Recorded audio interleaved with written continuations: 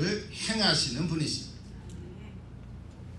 약속을 이루시는 분이십니다. 어둠 속의 빛으로 오신 예수님은 사실 하나님이셨습니다.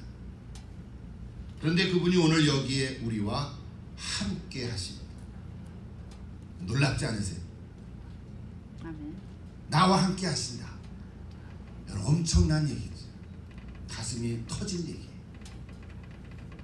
비록 우리 육신의 눈으로는 보이지 않고 혹 피부로 느껴지지는 않는다 할지라도 하나님께서는 새 일을 행하고 계시다.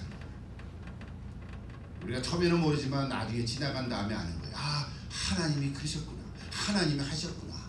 이게 우리의 고백이. 우리 2023년 새해 첫날 하나님께 와서 예배드리는 저나 여러분, 또 여러분 가족 가운데 정말 모든 하나님의 은혜가 함께 하시기를 다시금 기도합니다. 그 하나님 우리를 위로해 주시고 또 병든 자를 치유해 주실 줄로 믿습니다. 아멘. 새 힘을 주십니다. 눈먼 자를 보게 하시고 앉은뱅이를 일으키는 사건은 분명히 기적입니다. 이걸 기적이라고 얘기합니다. 근데 혹 그런 기적이 오늘 나에게 일어나지 않는다 하더라도 가장 큰 기적 중에 하나는 바로 내가 오늘 여기 살아있다는 사실입니다. 아멘. 우리에게 눈먼 자가 없잖아요. 여러분 눈먼 자 계십니까? 연세 들어서 침침할지는 몰라도 아직 장님은 아니시죠? 우리 중에 앉은뱅이는 없으세요? 아침에 우리 권사님 인사하는데 아유 지팡이를 놓고 왔어요. 그래서 지팡이 없이 올해는 다녀봐야 되겠네요. 그러시더라고요. 그래서 아멘 했어요. 아멘. 네. 우리가 아직 연세에 들어서 걷는 게 불편할 수 있어도 우리가 앉은뱅이 없잖아요. 그럼 뭡니까? 우리는 기적 중에 기적을 경험하고 있지 않습니까? 아멘. 우리 기적 덩어리입니다. 우리 앞으로 한 해 동안 이런 말씀들을 많이 나누고 싶은데 하나님께서 저를 통해서 놀라운 기적들을 경험할 수 있기를 기도합니다. 정말 간절히 기도합니다. 기적이라는 게 뭘까? 앉은뱅이 일어나면 기적인가? 눈먼 자가 떠야만 기적인가? 그것 이상의 기적들을 우리의 삶 속에서 경험할 수 있기를 간절히 소원합니다. 2023년 한 해 동안 무슨 일이 일어난지는 알 수가 없어요. 좋은 일과 기쁜 일도 일어나지만 또 속상한 일도 일어날 수도 있어요. 그러나 한 가지 분명한 것은 하나님께서는 여전히 어떠한 상황 속에서도 나와 함께 하신다는 사실이에요. 우리 첫날 예배 드리면서 이것을 마음속에 깊이 새길 수 있기를 축복하고 기도합니다. 하나님 우리를 통해서 하나님의 뜻을 이루어 가십니다. 이루어 가십니다. 우리가 새해가 되면 복 많이 받으세요 이렇게 인사를 합니다. 우리 아까 인사했잖아요. 새해 복 많이 받으세요. 근데 복은 누가 줍니까? 세상 사람들은 자기가 자기 복을 갖는다 그래요. 혹은 조상이 준다 그래요. 이렇게 조상신에게 절하고 다른 사람들에게 우리는 또 이렇게 구합니다. 근데 성경은 복은 하나님이 주신다고 분명히 선포합니다. 아멘. 복은 하나님으로부터 오는 것입니다. 사람을 통해서 주는 것도 있겠지만 그 사람을 통하지만 궁극적으로는 하나님께서 주시는 것입니다. 그래서 그 진짜 복입니다. 우리 예수 믿는 사람은 기복 종교적인 건 아니지만 복을 구하는 사람들입니다. 진짜 복 있는 사람은 그 주의 말씀을 주야로 묵상합니다. 시편 1편에 보면 시냇가에 심은 나무가 시절을 쫓아 과실을 맺으며 그 잎사귀가 마르지 아니한 같다 그랬어요. 하는 일이 모두 다 형통하다 그랬어요. 얼마나 좋은 복입니까? 우리 한 해 동안 이런 복이 있기를 다시 한번 기도합니다. 그래서 우리는 이러한 복을 하나님께 구합니다. 내 자신을 위해서도 구하지만 우리 옆에 있는 사람들을 위해서도 구합니다. 그걸 뭐라 그러냐면 축복 이렇게 얘기합니다. 이게 축복이라는 단어는 사람이 쓰는 단어예요. 전에도 제가 이 말씀 한번 했죠. 우리 김성가 집사님 아시는 LA의 지인 전도사님이 그때 1월 1일 날 참여한 거 제가 기억합니다. 한 몇 년 전 됐어요. 근데 그때도 제가 이 복과 축복의 구분을 얘기했는데 그분이 처음 알았대요. 그래서 너무 좋았다고 그랬어요. 기억합니다. 우리는 다른 사람을 위해서 하나님의 복이 임하기를 기도할 수 있습니다. 마땅히 기도해야 합니다. 우리는 다른 사람을 위해서 하나님의 복을 구하는 거예요. 그거를 축복이라고 말하는 거예요. 그래서 우리 축복의 주어는 사람들이에요. 그냥 우리가 이해하는 대로 축복이라는 단어가 너무 좋으니까 blessing, 그래서 하나님의 축복 이렇게 얘기하는데, 하나님에는 하나님의 복 이렇게 얘기하고 사람의 축복 이렇게 말하는 것입니다. 그래서 우리 서로에게 축복을 구할 수 있습니다. 옆에 분을 보시면서 한번 축복할까요? 그러면 옆에 서로 권사님 축복합니다. 집사님 축복합니다. 예, 우리 또 장로님 한 계시네. 오늘 어떠신지. 예, 권사님 축복합니다. 또 저에게도 해주세요. 목사님 축복합니다. 사모님 축복합니다. 또 오늘 전사님 축복합니다. 여러분, 축복이라는 단어를 우리가 쓰는 거예요. 다시 한번 옆에 분 축복합니다. 축복합니다. 그 말 속에는 하나님의 복이 당신에게 있기를 기도합니다, 이런 뜻이에요. 여러분, 한 해 동안 축복을 많이 하시기를 기도합니다. 특별히 신랑 신부 새로 된 이제는 처녀 총각이 아니고 신랑 신부가 됐습니다. 남편과 아내가 됐습니다. 뭐라고 호칭하는지 모르겠는데 이따가 점검해 볼게요. 부모님은 자녀들을 위해서 축복할 권리가 있습니다. 우리 집사님 많이 축복해 주십시오. 이 자리에 다 오지 않았지만 자녀를 위해서 많이 축복하십시오. 야단치지 마시고 좀 못하는 거 있어도 괜찮아, 앞으로 잘 될 놈아, 하나님의 복이 임하기를 기도한다, 축복하십시오. 아직 결혼하지 못한 우리 자녀들, 우리 아들도 아직 못했잖아요. 이놈아, 이제 새해가 넘어왔어. 하나님 너와 함께 하신다, 축복하시기를 바랍니다. 자녀들을 위해서 많이 축복해 주십시오. 축복할 자격이 있어요. 아니, 해야 해요. 할 수 있는 게 아니라 해야 합니다. 여러분, 기도 가운데 이 축복 기도가 많기를 기도합니다. 우리 2023년도 우리 사랑의 빛교회 주시는 하나님의 복도 있습니다. 우리로 하여금 영적으로 무장하도록 복을 주십니다. 그래서 올해 표를 온 힘을 다하여 영적으로 무장하라, 이렇게 정했어요. 전에 한번 봤죠? 저 뒤에도 이제 배너 새로 했어요. 같이 한번 읽어봅시다. 온 힘을 다하여 영적으로 무장하라. 네. 하나님의 전신갑주를 입으라. 사도 바울이 명령한 에베소서 6장 10절부터 20절까지의 말씀입니다. 내일부터 우리 새벽기도 한 주간 하기로 했는데, 그래서 전신갑주가 6가지 나오는데 그걸 한 가지씩 월요일부터 토요일까지 다루려고 합니다. 한 가지씩 묵상하면서 영적으로 무장될 수 있기를 기도합니다. 오늘은 그 하나님이 전신갑주의 서론적인 말씀만 간단히 하고 다음 주일은 결론 얘기를 합니다. 그래서 이번 한 주간 오늘 1월 1일, 다음 주 1월 8일 이렇게까지 해서 하나님의 전신갑주, 영적 무장하는 것이 뭘까? 여러분 가운데 새해를 준비하면서 잘 새겨지기를 기도합니다. 오늘 본문은 짧은데요, 6장 10절에 보니까 저렇게 시작합니다. 끝으로 너희가 주 안에서와 그 힘의 능력으로 강건하여지고 그랬어요. 이 끝으로라는 단어를 보니까, 끝으로라는 말은 마지막이로라는 뜻이죠. 맞아요, 그죠? Finally, 마지막으로. 그런데 옛날 번역에는 종말로 이렇게 됐어요. 종말로, 그렇게 제가 암송했어요. 종말로라는 단어 때문에 어떤 사람들은 종말론적인 말씀인 줄 알고 또 이상하게 해석하는 경우가 있는데, 그건 아닌 것 같아요. 근데 또 어떤 책을 보니까 에베소서 전체를 보면서 저 6장 10절의 끝으로라는 단어를, 물론 마지막이로라는 뜻은 있는데 그를 뭐라고 얘기했냐면 이제부터는, 지금부터는 이라는 단어로 해석을 했어요. 이게 보면서 참 좋다, 그럴듯하다, 적절하다, 이런 생각을 했어요. 또 원어로 보면 그런 뜻이 있다 그래요. 그것까지 소개할 필요는 없지만, 그래서 이 끝으로라는 단어는 에베소서 1장부터 3장을 통해서 사도 바울이 교회에 대한 성경적인 진리를 말씀해 주셨죠. 그리고 4장부터 6장까지는 그 진리에 따라서 실제적으로 성도들이 어떻게 살아갈 건가, 성도의 삶에 대해서 적용되는 말씀들을 쭉 해오셨어요. 작년에 다 봤죠. 그리고 이제 6장 10절에 끝으로 이렇게 됐단 말이에요. 그러니까 이게 마지막으로 하는 것이 맞아요. 틀린 얘기가 아닌데, 근데 당연히 마지막으로 하는 이 말씀인데 그 의미적으로는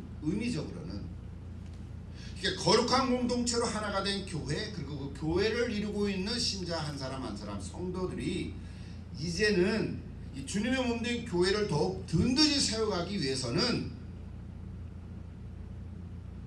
영적으로 무장해야 된다고 사도바울이 말씀하고 있는 거예요. 그러니까 전체적으로 보면 마지막으로 주시는 교훈은 맞는데 의미적으로 보면은 그냥 끝으로 이슬 끝날 정도가 아니라 에베소 1장부터 6장까지 전체의 말씀을 종합적으로 볼 때, 그래서 이제부터는 이런 뜻이 더 있다는 거예요. 그래서 그 제가 주석을 읽고 야 이거 멋있다 소개하는 거예요. 이제부터는 끝이 아니라 이제부터 다시 시작한다는 의미인 거잖아요. 여러분 지난 한 해 동안 다 지냈는데 이제 새해가 됐잖아요. 이제부터는 뭐 할 거예요? 영적으로 무장하자, 그런 의미인 거예요. 여러분 어느 시대나 마찬가지지만 마귀는 점점 더 예수 믿는 사람들을 넘겨뜨리려고 우는 사자와 같이 찾는 자를 찾는다 그랬어요. 베드로전서 5장에 있는 말씀 잘 기억하시죠? 그래서 근신하라 깨어라 뭐 이런 얘기를 해서 이거 가지고 이상한 여호와 집단은 또 쪽지로리를 또 유혹해요. 그것도 우는 사자같이 우리를 찾는 거죠. 이런 의미로 끝으로라는 단어는 이제부터는 이라고 해석할 때 마음에 더 와닿는 거예요. 그래서 오늘 본문의 말씀을 통해서 두 가지 얘기를 하려고 합니다.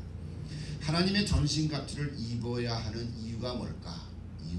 첫째는 11절에 나옵니다. 같이 한번 읽어볼까요? 마귀의 간괴를 능히 대적하기 위하여 하나님의 전신갑주를 입으라. 첫 번째 우리가 전신갑주를 입어야 할 이유, 마귀의 간괴를 대적하기 위해서. 우리가 잘 아는 대로 마귀는 거짓으로 사람을 유혹하는 존재입니다. 그래서 하나님의 진리에서 멀어지게 만듭니다. 이거 자세하게 얘기하면 시간이 없어요. 앞으로 좀 뭐 그럴 기회들이 많이 있겠죠. 이 마귀의 유혹은 에덴 동산에서부터 시작이 됐어요. 선악을 알게 하는 나무의 열매를 먹어도 죽지 않을 것이다 라고 거짓으로 유혹했지. 그러나 오늘날에는요 더 교묘해지고 안 그런 척하면서 그렇고 우리의 눈을 가리고 헷갈리게 만드는 그런 것이 참 많습니다. 마귀라는 자신의 정체를 숨깁니다. 무엇이 옳고 그른지를 분별하지 못하게 함으로 우리를 혼란시키게 합니다. 이제는 하나님의 말씀이 이렇게 있는데도 하나님의 말씀을 통해서도 우리를 혼란시키는 경우들이 참 많습니다. 그래서 이단도 많고요. 또는 이단이 아니더라도 믿음 생활을 한다면서도 많은 경우에 혼동되는 경우가 참 많습니다. 이게 다 보면 우리를 넘겨뜨리려고 하는 수법인 거예요. 진실을 접하지 못하게 할 뿐만 아니라 일어난 사실조차도 거짓으로 꾸미는 거예요. 이 배후에 바로 마귀의 조종이 있다는 사실. 여러분 전체적으로 다시 한번 보세요. 그럼 이런 마귀의 관계를 이길 방법은 뭘까? 12절에 나오죠.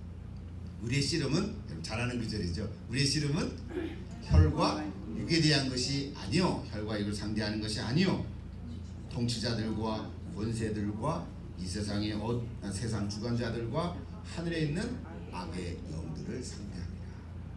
저 얘기는 여러분 잘 아시고요. 한 가지 분명한 것은 우리가 싸울 대상, 씨름할 대상은 혈과 육에 대한 것이 아니다. 그래서 이것을 영적 싸움이다, 이런 주제로 얘기합니다. 영적 싸움. 영적 싸움이라는 주제를 알지 못하면요, 우리 어떻게 되냐면 맨날 사람들하고 싸워요. 보이는 게 사람이잖아요. 심지어 어떤 사람은 강아지하고 싸우는 사람도 봤어. 아니 강아지하고 싸울 사람은 아니잖아. 적어도 강아지하고 싸웁니까?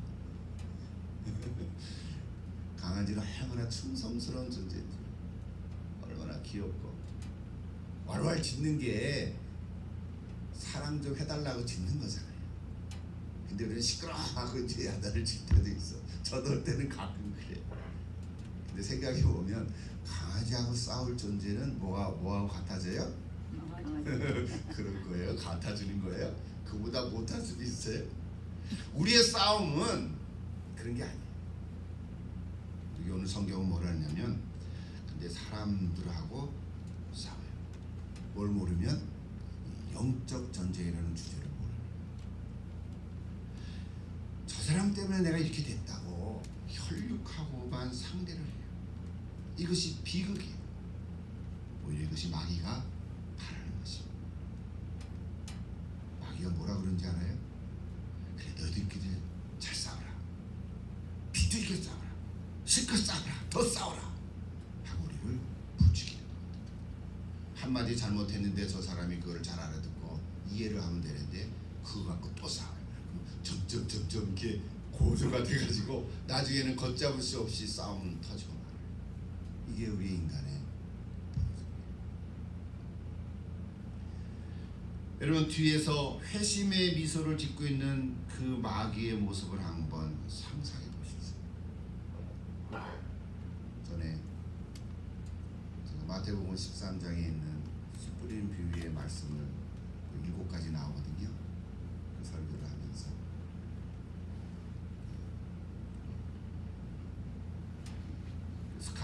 스캇 부분이 쓴 책을 제가 소개하면서 이런 얘기를 한 적이 있어요. 회심의 미소를 짓고 있는 사탄의 그 모습, 그걸 상상해요. 얼마나 억울한지. 한쪽이 이긴다고 해도 양쪽 다 지는 것이, 그렇죠? 둘 다 망하는 길이. 요거의 마귀의 관계입니다. 영적 싸움에서 이기려면 그러므로 누구와 싸워야 하는지를 정확하게 알아야 싸움의 대상을 분별해야 돼요. 하나님께서는 직접 제정하신 가정과 교회 안에서 더욱 그렇습니다. 오늘 이 시대는 그냥 에덴 동산에서 유혹을 하는 게 아니라 우리 가정과 교회 안에서 유혹을 합니다. 왜냐하면 하나님이 직접 세운 가정과 교회를 허물어뜨리는 것이 사단의 목적이기 때문에. 이렇게 싸움의 대상을 우리가 분별하면 그러므로 우리는 더 이상 우리끼리 싸우지 않게 될 줄로 믿습니다. 갈등과 분열의 늪에 빠지지 않고 오히려 기쁨과 평안으로 감사하면서 찬양으로 하나님께 영광을 올려드릴 수가 있습니다. 첫 번째, 그래서 우리가 하나님의 전신갑주를 입어야 할 이유는 마귀의 관계를 능히 대적하기 위함입니다. 두 번째로 볼까요? 하나님의 전신갑주를 입어야 하는 이유 13절에 나옵니다. 같이 한번 읽을까요? 13절.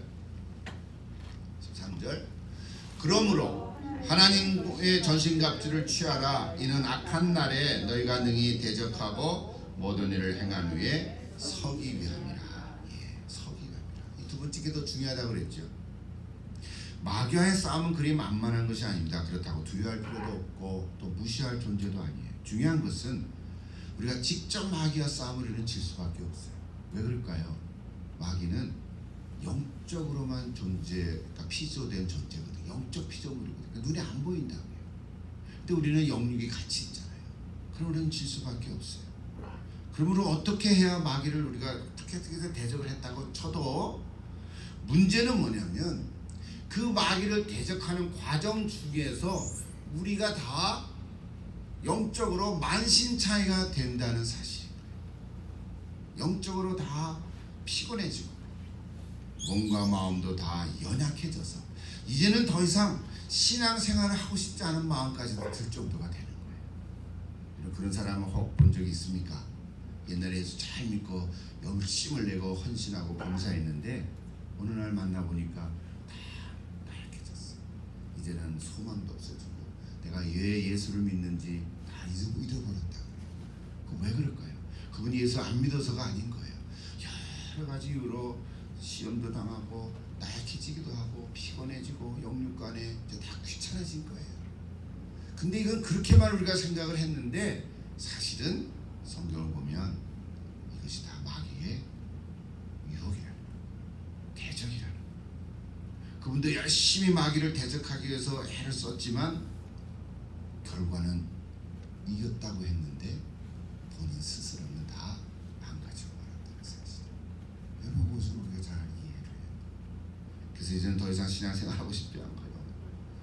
교회도 다니기 쉽지 않다는 거예요. 예배 드리기 쉽지도 않다. 여러분, 그런 사람들을 만나면 기도하십시오.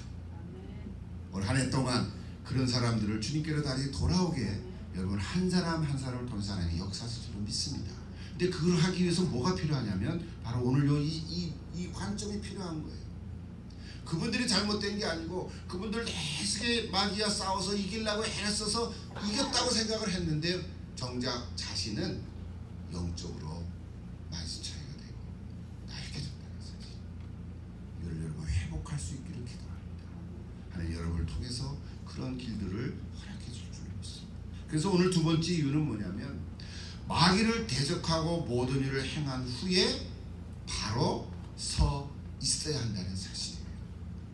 행한 후에 서기 위함이라 그랬단 말이에요. 그래서 이제 구체적인 전신갑주가 뭐냐, 이거는 이제 다음 주, 이번 주 내일부터 6가지를 같이 말씀드리겠습니다. 제목만 얘기할게요. 여러분 잘 보십시오. 일단 비유적이죠. 전신갑주라는 게 군인이 입는 어떤 완전부장 같은 거잖아요, 그죠? 근데 6가지만 바울이 소개를 한 거죠. 그 외에도 여러 가지 많겠지만, 근데 이건 그 비유지만 여기에 중요한 것은 영적인 주제들이 있다는 사실이에요. 자, 허리띠를 띠는데 뭐에 허리띠를 띠라고요? 진리의 허리띠. 진리가 중요해요. 허리띠라는 비유인데 진리의 허리띠. 의의 호심경. 평안의 복음으로 준비한 신발을 신고 뭐 군화죠, 군화. 군화인데 평안의 복음, 요 진리 영적인 주제가 중요해요. 또 믿음의 방패, 믿음의 방패, 구원의 투구, 성령의 검, 그걸 하나의 말씀이라고 얘기했어요. 저게 6가지 주제가 중요합니다. 이번 새벽기도 때 같이 나눕니다. 그렇습니다. 영적 싸움은 내가 직접 싸우는 것이 아니고 하나님께서 하시는 것입니다. 그래서 우리가 취할 방법이 있어요. 자, 이제 마지막으로 다시 돌아가서 11절 한번 같이 읽어봅시다. 이거 한번 마칠게요. 자, 끝으로, 아까 끝으로는 얘기했죠. 그 다음 같이 읽읍시다. 너희가 주 안에서와 그 힘의 능력으로 강건하여지고 그랬어요. 저걸 영어 성경을 보니까 저렇게 돼서 Be strong. 우리 영어 잘하죠? Be strong. 따라 해봐요. Be strong. 다시 한번 Be strong in the Lord. 그 다음 말을 나와 있어요. 뭐라 그랬어요? In His mighty power.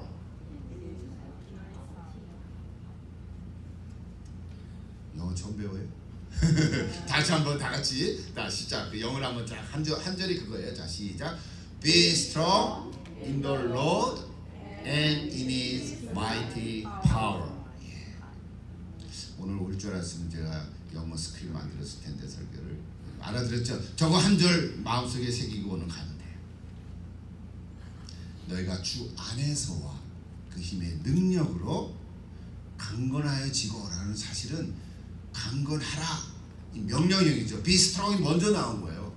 강해져라, 강해져라. 근데 어디에서 강해지라고요? 인돌로. 이게 중요해요. 인돌로. 주 안에서. 사도 바울이 즐겨 쓰는 단어죠. 인돌로. In Christ. 그리스도 예수 안에서. 이 바울이 이 말을 너무너무 좋아했어요.